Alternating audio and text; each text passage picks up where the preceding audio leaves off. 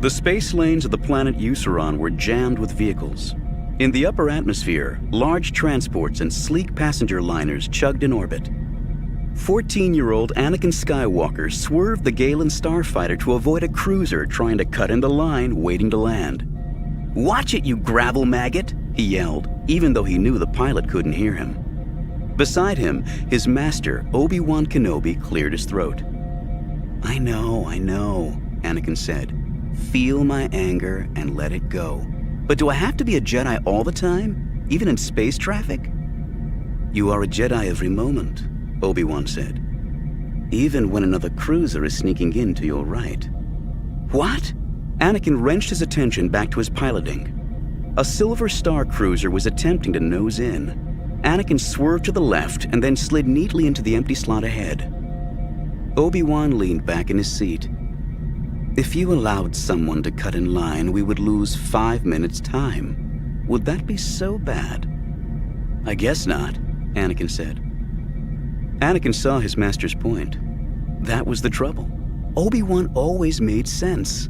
The only problem was that Obi-Wan didn't understand how good it felt when Anakin had zoomed ahead, preventing the cruiser from cutting in. The space lane officer ahead signaled to Anakin. A new lane had opened up for landings. Anakin slid the craft neatly into place. "I knew it would be crowded on Euceron, but I didn't expect this," Anakin said. "Euceron isn't used to such traffic," Obi-Wan agreed. "Beings come from all over the galaxy to the Galactic Games." When he had first learned of the mission ahead, Anakin couldn't believe his luck. All he and his master had to do was patrol the Galactic Games, keeping alert for any signs of trouble. The Galactic Games were held every 7 years, and planets all over the galaxy competed to become the host planet. The games were exciting and sometimes dangerous, with the fastest and most skilled competing in races and contests. Anakin couldn't wait to see the various events. The government of Euceron had asked for Jedi help in order to keep the peace. In only 7 years, the galaxy had changed. New trouble spots erupted far too often. Some systems had grievances with the Senate. Some planets had trade conflicts with other planets. "Euceron is trying its best to keep things under control," Obi-Wan observed. "The leaders of the ruling power don't want anything to go wrong. They are trying to gain more power in the Senate, to be put on some very important committees. This is a crucial way to show that their planet is stable." Anakin nodded, a bit bored by senatorial politics. He was notified that he could land now on the Euceron City landing platform. He came in fast and low, executing a quick turn that dropped the starfighter into position perfectly. Anakin reached for the survival packs and activated the landing ramp, which led to the greeting center high above the capital city Eucebus. "This will be a good opportunity for you to reflect on a new Jedi lesson," Obi-Wan said. "Connection with the living force. There are beings from all over the galaxy here. You'll pick up many kinds of energies. With such a variety of beings crowded onto one planet, there is much to learn." "Yes, Master." Anakin walked out onto the landing ramp, his eyes eagerly sweeping the platform. "Are you picking up anything about the mission ahead?" Obi-Wan asked him curiously. His master often asked the question as soon as they stepped foot on a planet.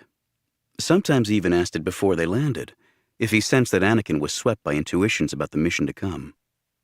Anakin reached out to the Force. Sometimes it felt so easy.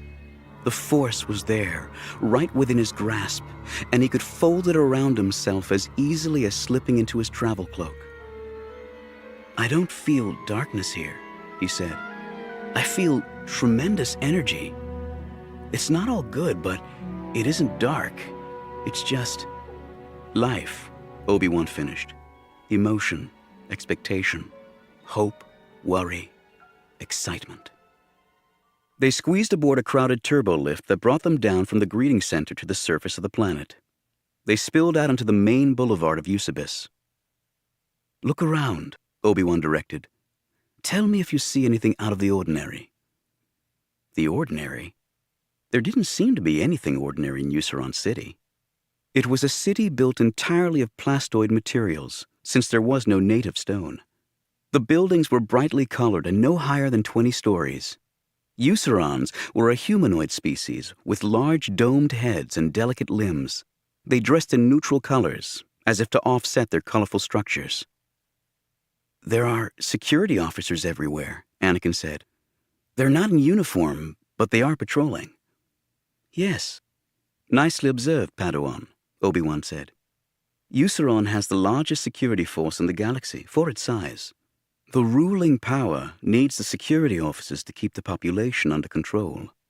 It is government by repression and intimidation. The ruling power is made up of 10 rulers who make all laws and decisions. The city looks peaceful and prosperous, but the ruling power has been working for years to make it look that way." "So why should the Jedi help them?" Anakin wondered. "The ruling power is not the kind of government the Senate would normally support," Obi-Wan agreed. "But the safety of many beings depends on the games proceeding well, and that is important for the continued peace of the galaxy itself. So don't forget that this mission is a serious one. There are always beings in the galaxy who use these large gatherings for their own ends. Sabotage is always a possibility, so the Jedi are needed." "Are we supposed to meet with the other Jedi teams?" Anakin asked. He hoped to see True Veld, a fellow Padawan, and one of his few friends at the temple. "Yes, we'll need to coordinate our patrols," Obi-Wan said. Obi-Wan did not break his stride, but suddenly his concentration shifted. Anakin could see the change. "Something is wrong," he murmured. Anakin threw his own attention out like a net. He was aware of a change in the sound of the crowd. "A disturbance," he said. Ahead was a large square. Food stalls were packed in tightly and cafes ringed the edges. Anakin saw a knot of beings across the square. They were packed so tightly it was difficult to see what they were looking at. He heard a roar of anger. "Hurry!" Obi-Wan tried to make it through the crowd, but the beings were crowded so densely now that it was impossible. "Get out of my way or I'll kill you!" Someone shouted the words in Basic. Now Anakin could see a flog, a giant being with a vibrosword standing over a small orderland, a blue-furred creature armed with only a cup of juice. "Go ahead, you tub of bantha fat," the orderland sneered. "This isn't good," Obi-Wan muttered. Suddenly the flog took his vibrosword and slashed through a small stone table. The group who had been sitting at it fell backward. One of them sprang up and withdrew a blaster. The giant flog grabbed both huge slabs of stone and lifted them over his head. "I'll kill you all!" Frustrated, Obi-Wan tried to get through the crowd. The beings had formed a solid wall of flesh and muscle. Anakin saw a sudden flash of blue. A lightsaber danced in the air and came down, slicing expertly through the thick slabs of stone. The slabs dissolved into rocks and dust. The flog howled as one of the stone pieces fell on his foot. That should slow you down a minute. Jedi Knight Siri's tone was pleasant, but it rang with the shimmer of durasteel. Next to her stood Ferus Olin, her Padawan. His lightsaber was raised and ready, his expression hard. A hush settled on the crowd. The flog stood awkwardly, holding his foot. "Who are you?" The Euceron, whose table had been pulverized, quickly shoved his blaster into his belt.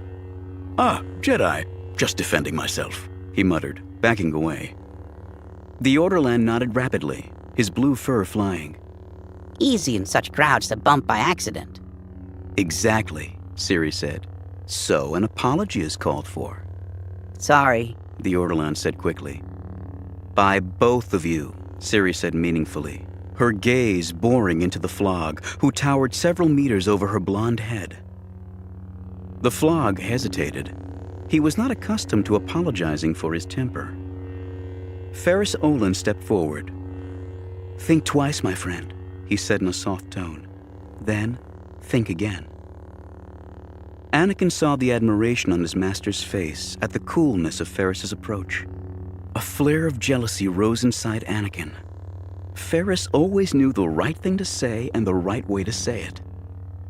Well, my fault," the flog said in false cheerfulness. "Let me buy you another juice." He bent over the small ortolan and led him into the cafe. Siri deactivated her lightsaber.